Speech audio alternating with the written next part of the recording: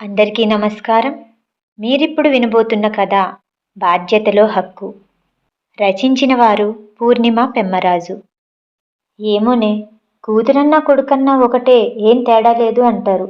కానీ అవన్నీ మాటల వరకే. మనస్ఫూర్తిగా ఎంతమంది అలా భావిస్తారు అన్నది గ్యారెంటీ లేదు అంటున్న కృతి గొంతు విని కాఫీ పట్టుకెళ్తున్న వసంత గుమ్మం దగ్గరే ఆగిపోయింది. కృతి, చాలామంది అలా అనుకోవచ్చేమో కానీ నువ్వైతే అలా అనుకోనక్కర్లేదు. మీ ఇంట్లో నిన్ను ఎలా చూస్తారో మేము చూస్తూనే ఉన్నాం కదా. మన చిన్నప్పటి నుంచి మీ తమ్ముడికి నీకు మధ్య ఎప్పుడు ఏ డిఫరెన్స్ లేదుగా అని కృతి ఫ్రెండ్ రేష్మ అంది. మిగిలిన వాళ్ళంతా నవ్వుతూ తలూపారు. హా, నేను అలానే అనుకున్నా. మా ఇంట్లో మా ఇద్దరి మధ్య ఎలాంటి తేడా లేదని.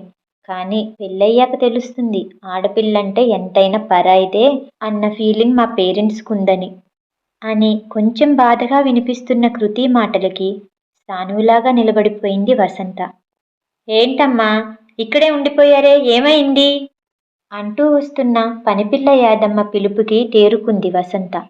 యాదమ్మ, కృతి ఫ్రెండ్స్ వచ్చారు, ఇవి ఇచ్చాయి వాళ్ళకి, నాకు పనుంది అంటూ ట్రే యాదమ్మకిచ్చి వంటింట్లోకి వెళ్ళిపోయింది వసంత. షాకింగ్గా ఉంది తనకి. తన చెవుల్ని తానే నమ్మలేకపోతుంది. నిజంగా కృతేనా అలా అన్నది? తను సరిగ్గా విన్నదా? ఏం తేడా కనిపించింది కృతికి? అలాంటి తేడా ఏదీ కృతికి అనిపించకూడదని పుట్టినప్పటి నుంచి తనని ప్రిన్సెస్ లాగా చూసుకుంటూ వచ్చాం కదా.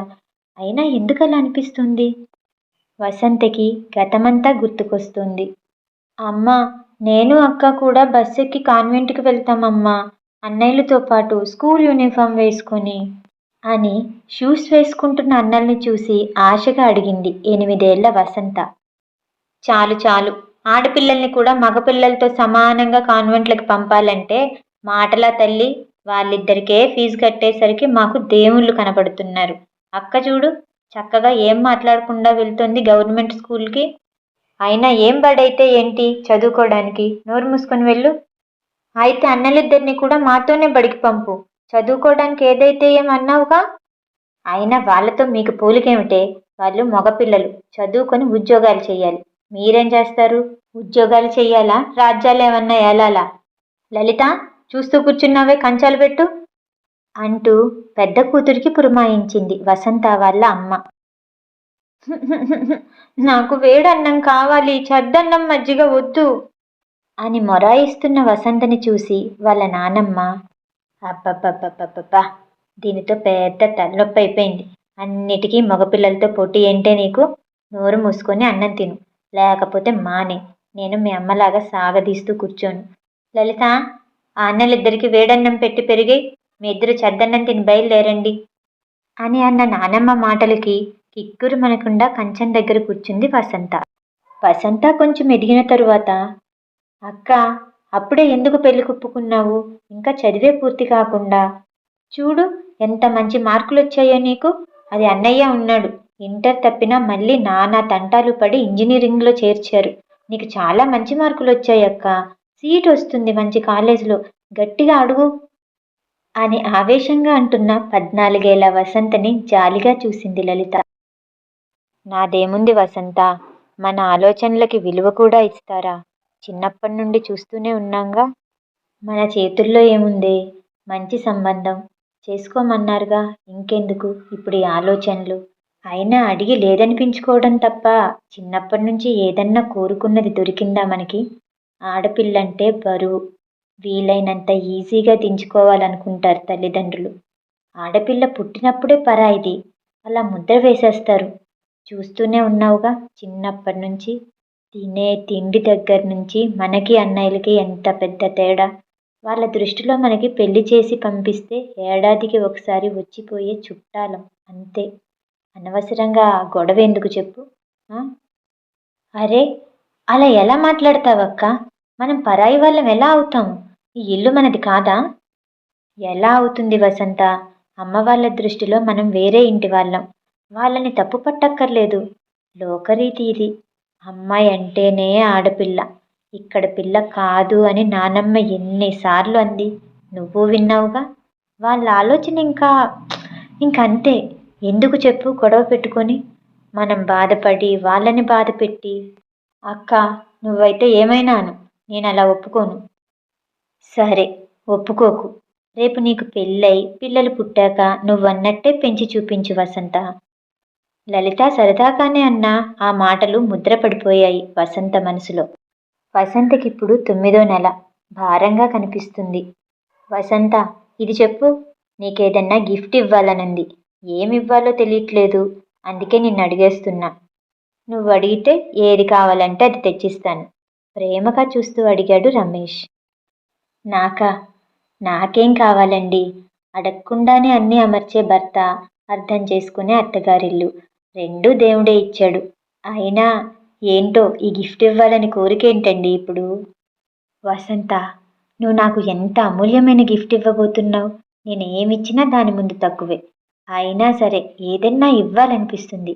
ప్లీజ్, ఏం కావాలో చెప్పవా? సరేనండి, అయితే నాకు మాట కావాలి. ఇస్తారా తప్పకుండా? నీకన్నానా వసంత? చెప్పు, ఏం కావాలో. ఏం కావాలన్నా ఇచ్చేస్తా. పుట్టేది ఎవరో మనకి తెలియదు. అది అమ్మాయి అయినా అబ్బాయి అయినా.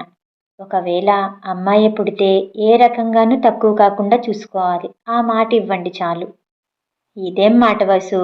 అసలెందుకు అలా చేస్తాం? నువ్వు ప్రత్యేకించి అడిగి మాట తీసుకోవాలా? మనకి అమ్మాయి పుడితే అంతకన్నా కావాల్సిందేముంది? మేము ముగ్గురు మగపిల్లలం. అన్నయ్యలిద్దరికీ మళ్ళీ మగపిల్లలే. చిరాకెత్తిపోయి ఉన్నాం. మనకి అమ్మాయి పుడితే తనే ప్రిన్సెస్ ఆఫ్ ది హౌస్. తనకే ఫస్ట్ హక్కులన్నీ. ఇందులో మాట తీసుకునేంత ఏముంది? పిచ్చి దానివి వసు నువ్వు. మీకు తెలీదండి మా ఇంట్లో ఎలా ఉండేదో. నేను అక్క ఎలాంటి సిచ్యువేషన్స్ ఫేస్ చేసి వచ్చామో మీకు తెలీదు. ఎందుకులే పుట్టింటి విషయాలు బయట పెట్టుకోవటం అని ఇష్టం లేక మీకు ఎప్పుడూ చెప్పలేదు. మాది ఇప్పుడు సెకండ్ క్లాస్ సిటిజన్సే. అందుకే అడుగుతున్నా. మన పిల్లలు ఎవరన్నా కానీ అందరినీ ఒకేలా చూడాలి. సమాన హక్కు ఉండాలి. సమానంగా ప్రేమించాలి. ఇదే నాకు ఇచ్చే గిఫ్ట్. ఇస్తారు కదూ? అయితే వసంత, నీకు చెప్తున్నా ముందే విను. నాకైతే ఇద్దరు సమానం కాదు. నేనైతే అమ్మాయికి ఫస్ట్ ప్రిఫరెన్స్. అబ్బాయికైతే సెకండ్ క్లాస్ సిటిజనే. అంటూ నవ్వుతున్న రమేష్ని చిరుకోపంగా చూసింది వసంత. సరే సరే, సారీ సారీ సారీ. కోపం తెచ్చుకోకు. సరే, మాటిస్తున్నా చూడు. మన ప్రేమ కానీ మన ఆస్తి కానీ మన పిల్లలందరికీ సమానం. వాటి మీద హక్కు సమానం. ఎక్కడా ఎలాంటి తారతమ్యం మనం చూపించం. సరేనా? అంటూ చేతిలో చెయ్యి వేసి దృఢంగా చెప్పాడు రమేష్. అనుకున్నట్టుగానే అందరి కోరిక తీరుస్తూ పుట్టిన అమ్మాయిని చూసి పొంగిపోయాడు రమేష్. అతని కుటుంబం కూడా 2 తరాల నుంచి ఇంట్లో అమ్మాయి లేకపోవడంతో అందరికీ ముద్దే కృతి అంటే. కృతి పుట్టిన 2 ఏళ్లకి అర్జున్ పుట్టాడు. కానీ కృతికి గారాబం ఏమాత్రం తగ్గలేదు.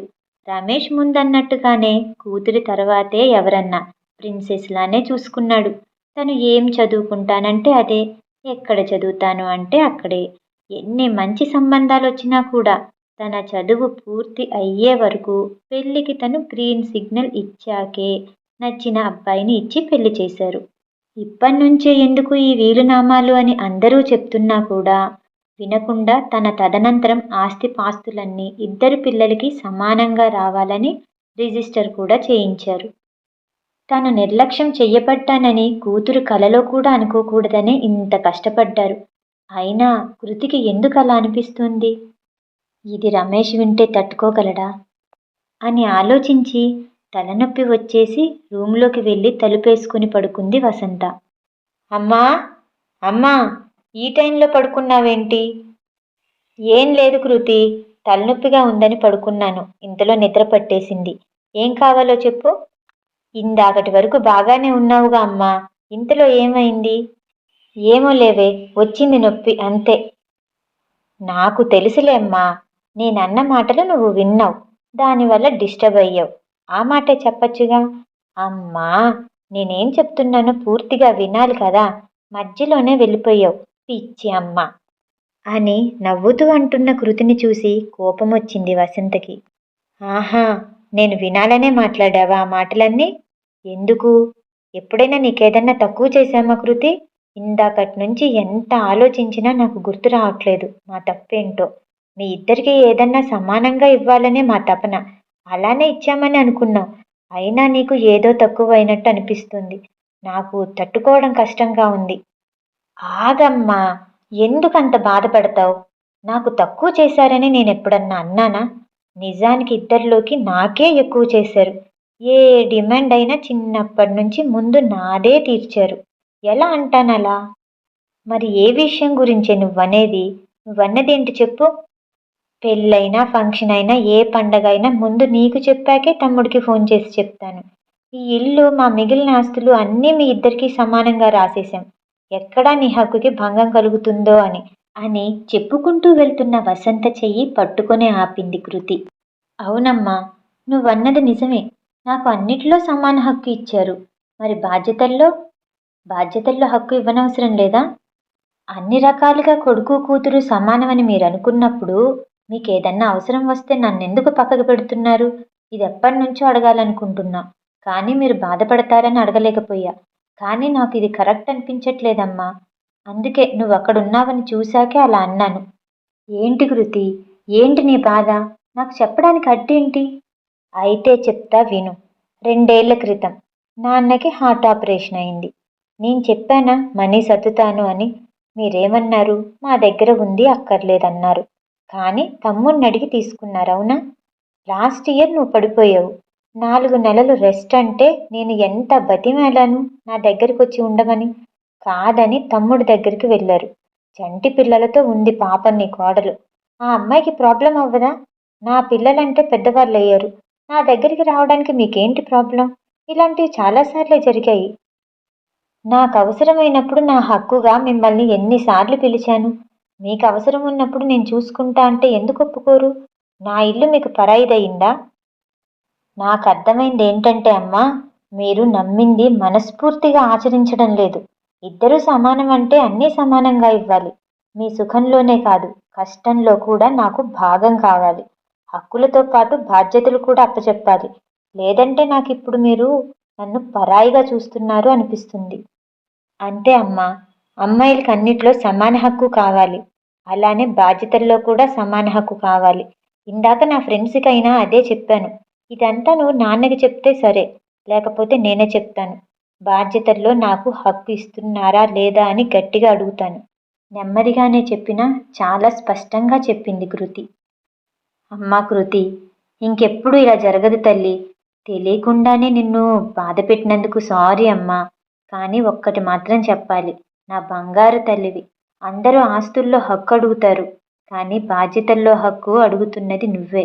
నిన్ను చూస్తుంటే గర్వంగా ఉంది. నీలానే అందరూ ఆడపిల్లలు ఉంటే ఎవ్వరూ కూతుర్ని తక్కువగా చూడరు, వద్దనుకోరు అంటూ ముద్దు పెట్టుకుంది కూతుర్ని. అమ్మా, అందరూ కూతుళ్ళు నాలాగా ఉండాలి అంటే అందరి తల్లిదండ్రులు మీలాగా ఉండాలి కదమ్మా అంటూ నవ్వుతూ ప్రేమగా తల్లిని కౌగిలించుకుంది కృతి. కథ సమాప్తం. ఈ కథ వినటం మీకు నచ్చినట్టయితే లైక్ చేసి సబ్స్క్రైబ్ చేయండి. మళ్ళీ రేపు కలుద్దాం. నమస్తే.